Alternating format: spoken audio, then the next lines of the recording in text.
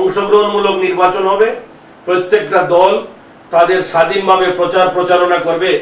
এইভাবে আশা ভরসা নিয়ে যখন আমরা দেখলাম, আমাদের কাছে একটু ব্যত্যয় ঘটাচ্ছি আমি। আপনি বলছেন যে এখানে মেজরিটি পার্সেন্ট নির্বাচনের বাইরে রাখা হয়েছে। আমরা যদি নির্বাচনী ফলাফলটি একটু যদি আমরা আপনার কাছে তুলে ধরি, আমাদের প্রায় 59.44% ভোট করেছে। অর্থাৎ আমরা যদি 60% ধরি, মাত্র 40% লোক আসলে ভোটদান থেকে বিরত থেকেছে, নাম্বার 1। নাম্বার 2, আপনাকে যদি বলি গণভোটে 58% হচ্ছে আপনার পক্ষে ভোট পড়েছে, হাতে না পড়েছে 38%। সেখানে প্রায় 99% ভোটে অংশগ্রহণ করেছে আমরা বলতে পারি। আপনি কি বলতে পারেন যে এই ত্রয়োদশ জাতীয় সংসদ নির্বাচনটি ভোটবিহীন বা এখানে প্রতিদ্বন্দ্বী সেমন ছিল না, এটা কি বলার সুযোগ আছে কিনা?